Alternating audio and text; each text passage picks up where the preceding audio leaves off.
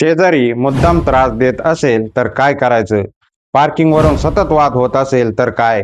Common area किंवा टेरेसच्या वापरावरून भांडण होत असेल तर?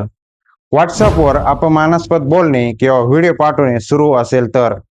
धमकी किंवा शिवीगाळ होत असेल तर पुरावे जतन कसे करायचे? सोसायटीच्या कमिटीने दखल घेतली नाही तर कुठे तक्रार करायची? चला हे सर्व अगदी सोप्या भाषेत समजून घेऊया. समजा तुम्ही एका सोसायटीमध्ये फ्लॅट घेतला, पण काही दिवसांनी शेजारच्याकडून तुम्हाला सतत त्रास सुरू झाला. कधी पार्किंगवरून वाद, कधी कॉमन एरियाच्या वापरावरून वाद, कधी शिवीगाळ, तर कधी व्हॉट्सअपवर अपमानास्पद मेसेज. मग तुम्ही काय करायचं? पहिला मुद्दा पार्किंग. पार्किंगची जागा कोणाला, कशी आणि कोणत्या नियमानुसार वापरता येईल हे सोसायटीचे लागू उपविधी आणि सोसायटीचे निर्णय यावर अवलंबून असते. म्हणून फक्त शेजारी म्हणतोय म्हणून पार्किंगची जागा तुमची किंवा त्यांची आहे असे गृहीत धरू नका. पार्किंगचा अधिकृत रेकॉर्ड, सोसायटीचे नियम आणि कमिटीचे निर्णय तपासा. महाराष्ट्र सहकार विभागाच्या संकेतस्थळावर गृहनिर्माण संस्थांसाठी आदर्श उपविधी उपलब्ध आहे. दुसरा मुद्दा कॉमन एरिया. पॅसेज, जिना, टेरेस किंवा इतर सामायिक जागेच्या वापराबाबत वाद असेल तर सोसायटीचे उपविधी आणि संबंधित मंजूर नियम पाहणे महत्वाचे आहे. कोणीही स्वतःच्या मनाने कॉमन एरियावर कायमस्वरूपी हक्क सांगू शकत नाही. तिसरा मुद्दा व्हॉट्सअपवर त्रास. कोणी तुम्हाला अपमानास्पद मेसेज पाठवत असेल, धमकी देत असेल किंवा तुमच्याबद्दल चुकीची माहिती पसरवत असेल तर मेसेज डिलीट करू नका. स्क्रीनशॉट घ्या. व्हिडिओ असेल तर तो सुरक्षित ठेवा.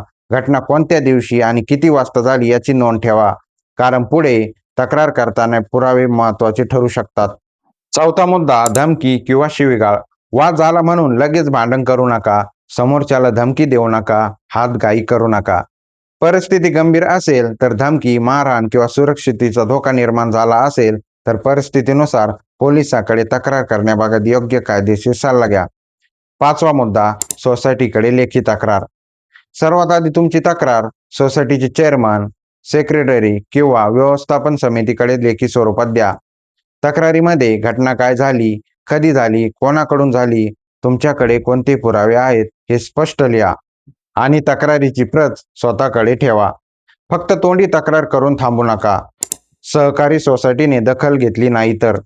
महाराष्ट्र सहकार विभागाच्या माहितीनुसार सहकारी संस्थांबाबतचे तक्रारी संबंधित रजिस्ट्रारकडे दाखल करता येतात आणि तक्रारीवरून चौकशी पुढील कारवाईची प्रक्रिया आहे.